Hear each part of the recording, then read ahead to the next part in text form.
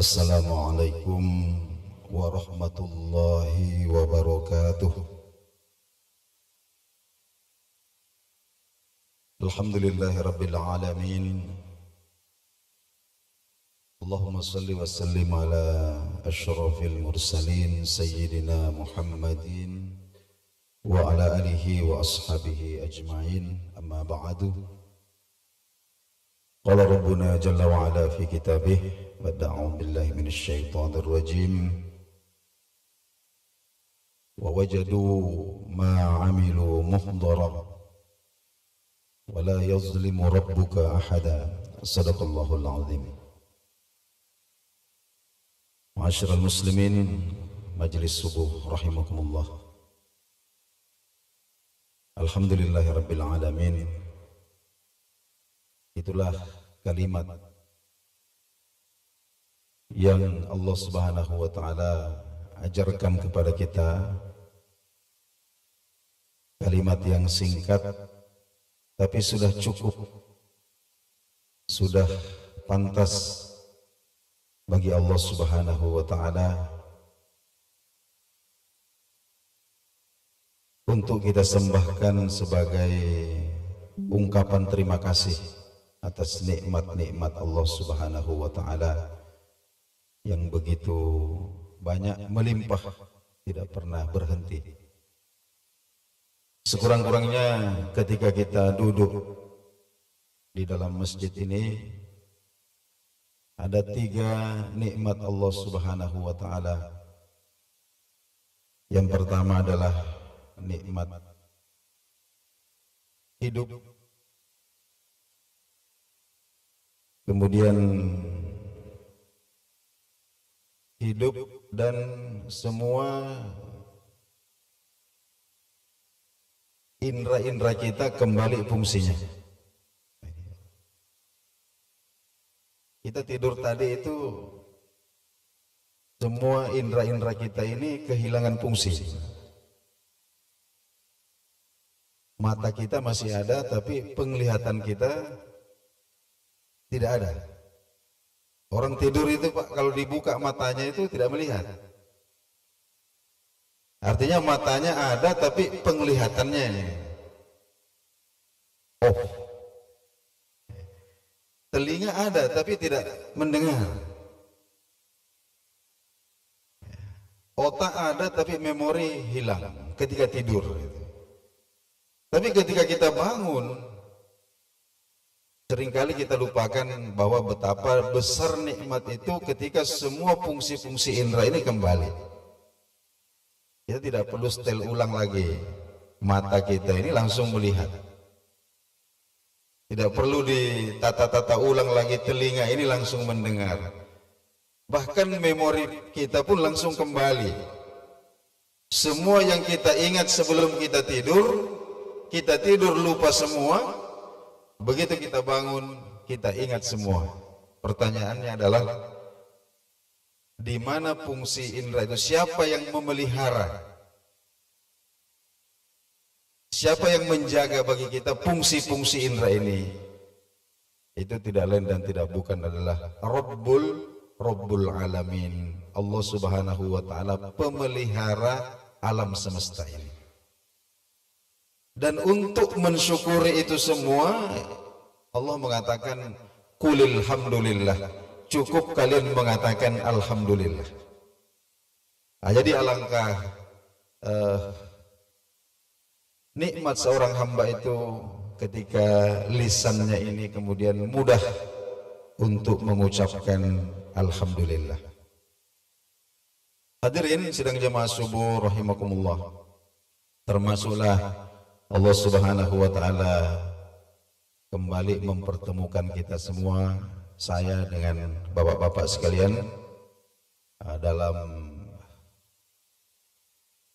ruang waktu Allah memisahkan kita, kemudian dalam ruang waktu Allah mempertemukan lagi, dan pastinya dalam ruang waktu juga nanti kita akan dipisahkan lagi dan akan dipertemukan lagi.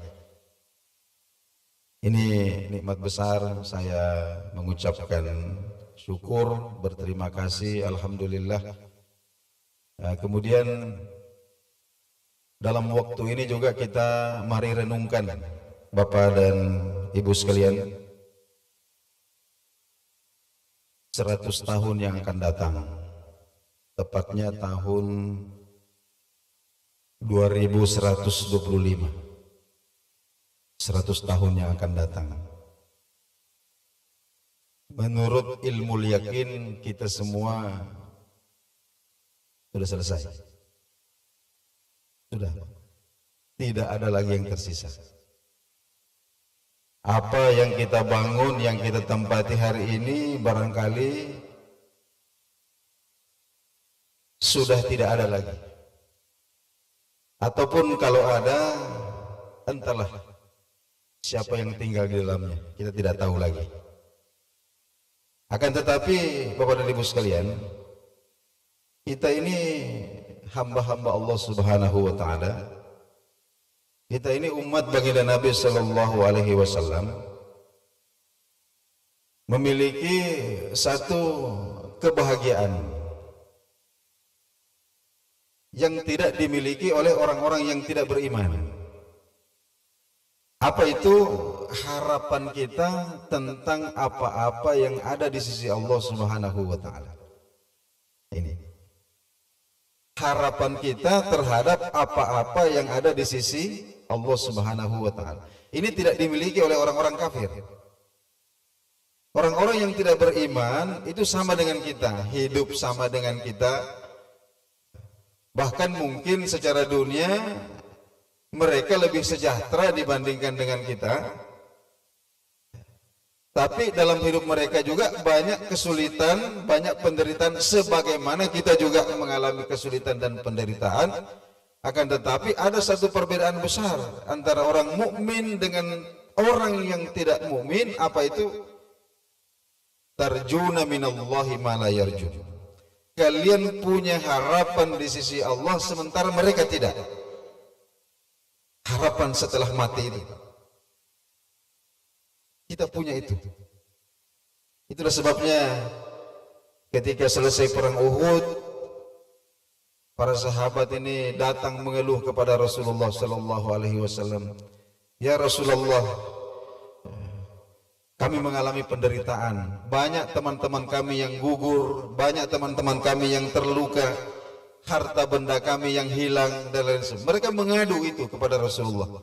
Dan Rasulullah tidak bisa menjawab.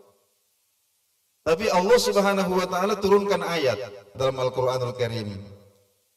Allah katakan begini, jika kalian merasakan penderitaan, sesungguhnya musuh-musuh kalian itu juga mengalami penderitaan.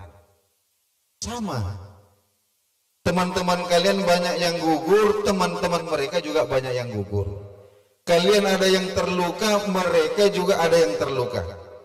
Harta benda kalian hilang, harta benda mereka juga bukan sedikit yang hilang. Tapi satu yang membedakan kalian dengan mereka, Allah katakan, tarjuna minallahi ma la yarjun. Kalian masih punya harapan di sisi Allah, sedangkan mereka tidak. Hadirin sidang jemaah subuh rahimakumullah. Dan tentu harapan inilah yang kita jaga.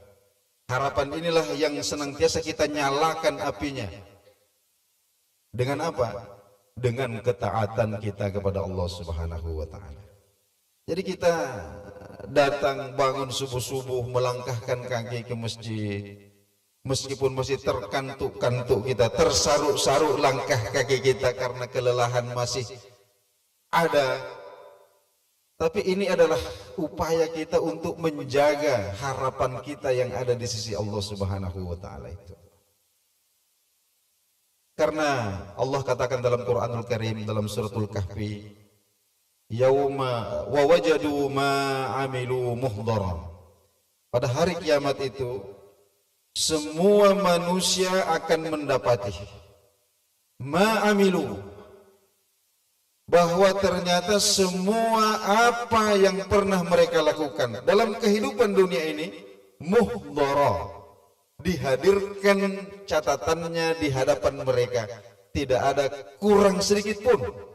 Allah katakan wala yazlimu rabbuka ahada, dan tidak satupun orang yang Allah zalimi dalam catatan amal ini.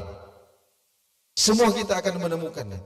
Catatan amal kita tercatat rapi, dihadirkan di hadapan kita. Jadi hadirin yang dimuliakan Allah Subhanahu wa taala, ketika manusia mati, maka semua apa yang pernah dia perbuat akan ikut semua. Ikut semua. Para ulama sufi kita mengatakan begini. Ini dalam bahasa kiasan. Para ulama sufi kita mengatakan bahwa tidak ada emas di surga dan tidak ada api di dalam neraka. Tidak ada emas di surga, tidak ada api di dalam neraka. Semuanya kita bawa dari dunia ini.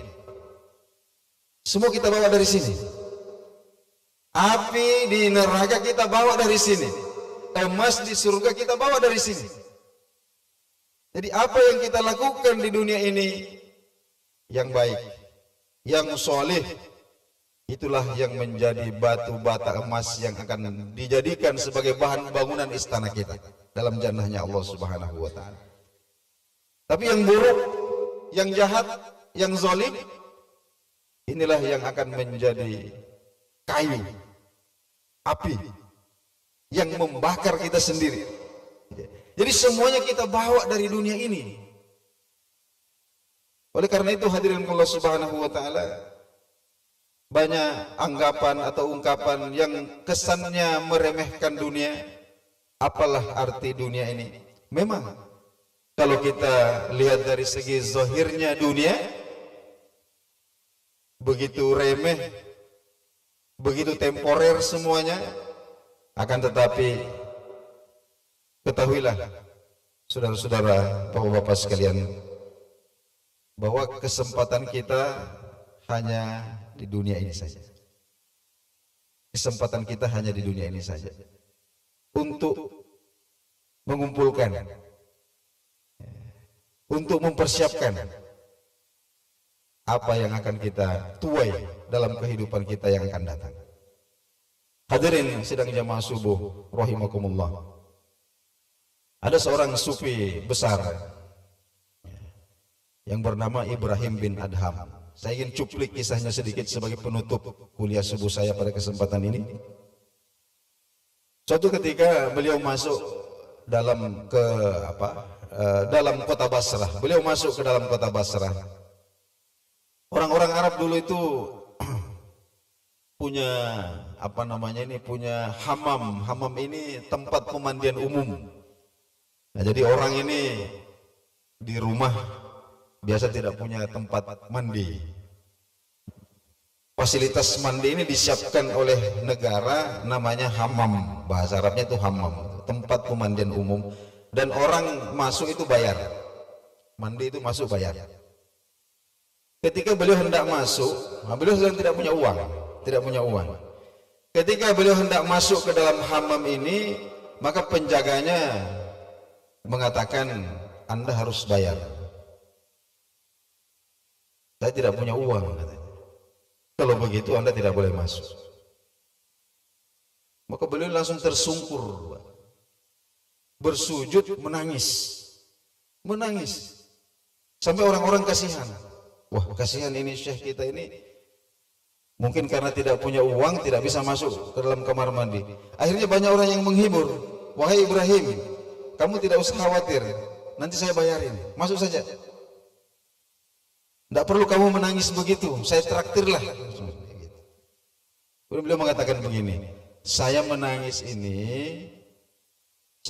ini bukan karena mau masuk hammam ini kemudian tidak punya uang. Bukan karena itu saya menangis.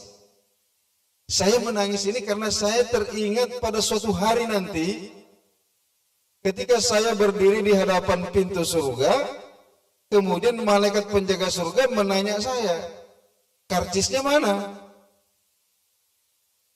Terus ternyata saya tidak punya.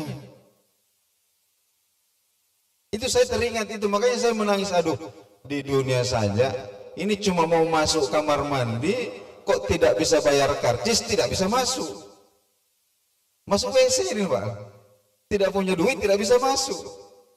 Bagaimana nanti mau masuk surga tidak punya amal? Waduh, celaka saya. Hadirin dari Allah Subhanahu wa taala. Nah, kita belajar sedikit dari Syekh kita ini bahwa betapa dunia ini penting sekali bagi kita untuk betul-betul menyiapkan pertemuan kita dengan Allah Subhanahu wa taala. Nah, mudah-mudahan apa yang kita kaji urai pada subuh hari ini bermanfaat. Insyaallah kajian-kajian kitab kita akan kembali kita mulai pada Sabtu subuh. Mudah-mudahan Allah Subhanahu wa taala memberikan kepada kita kekuatan, memberikan kepada kita motivasi yang lebih dan lebih lagi berkah daripada bulan Ramadan ini untuk semakin meningkatkan ilmu dan amal kita agar memperoleh keberkahan. Wabillahi taufiq wal hidayah. Wassalamualaikum warahmatullahi wabarakatuh.